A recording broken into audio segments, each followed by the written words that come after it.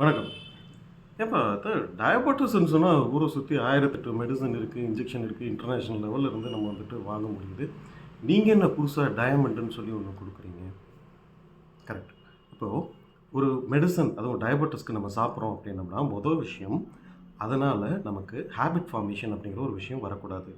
Life long இத எடுக்கணும் அப்படிங்கிற ஒரு கன்டினியூஷன் இருக்கக்கூடாது. இதனால சைட் எஃபெக்ட் எதுவும் வரக்கூடாது. கடைசியா இந்த மெடிசின் டயபெட்டிஸ்க்கு சப்போர்ட்டிவா இருக்கக்கூடாது.